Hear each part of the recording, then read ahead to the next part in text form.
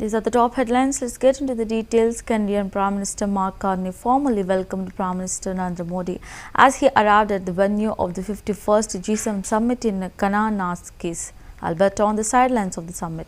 Modi met Carney to discuss the importance of India-Canada relations, emphasizing the strong investment ties between the two nations. He noted that many Canadian companies have invested in India while Indians have made significant investments in Canada. Modi reaffirmed the shared commitment to democratic values, stating that India and Canada must work together to strengthen democracy and humanity. Reflecting on his visit, Modi expressed gratitude for returning to Canada after 2015 and highlighted India's impactful initiatives during its G20 presidency, which have benefited the global community. He emphasized the opportunity to build upon India's G20 contributions within the G7 framework, reaffirming India's dedication to global cooperation and progress. मेरा भी सौभाग्य है कि मुझे 2015 के बाद फिर से एक बार कनाडा की धरती पर आकर के कनाडा के लोगों के साथ जुड़ने का एक अवसर मिला है। भारत दुनिया की सबसे बड़ा लोकतांत्रिक देश है। पिछले दिनों G20 समिट की अध्यक्षता के रूप में भारत ने विश्व के लिए अनेक उपकारक ऐसे इनिशिएटिव लिए हैं।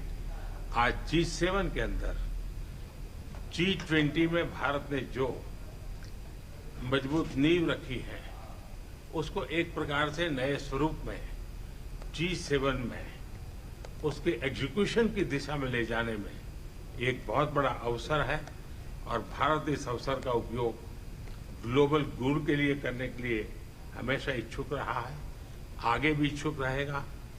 भारत और कनाडा के संबंध अनेक प्रकार से बहुत ही महत्वपूर्ण है। कनाडा की अनेक कंपनियों का भारत में निवेश है।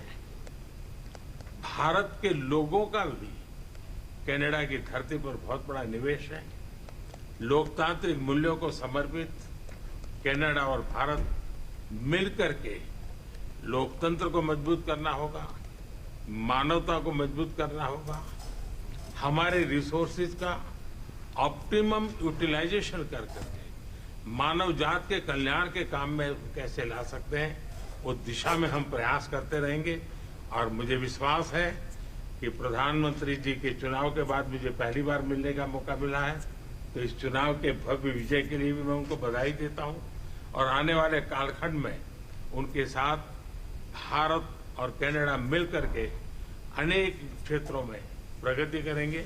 मेरा भी सौभाग्य है कि मुझे 2015 के बाद फिर से एक बार कनाडा की धरती पर आकर के कनाडा के लोगों के साथ जुड़ने का एक अवसर मिला है। भारत दुनिया की सबसे बड़ा लोकतांत्रिक देश है। पिछले दिनों G20 समिट की अध्यक्षता के रूप में भारत ने विश्व के लिए अनेक उपकारक ऐसे इनिशिएटिव लिए हैं। आज G7 के अंदर G20 में भारत ने जो मजबूत नींव रखी है उसको एक प्रकार से नए स्वरूप में G7 में उसके एग्जीक्यूशन की दिशा में ले जाने में एक बहुत बड़ा अवसर है और भारत इस अवसर का उपयोग ग्लोबल गुड के लिए करने के लिए हमेशा इच्छुक रहा है, आगे भी इच्छुक रहेगा। भारत और कनाडा के संबंध अनेक प्रकार से बहुत ही महत्वपूर्ण है। कनाडा की अनेक कंपनियों का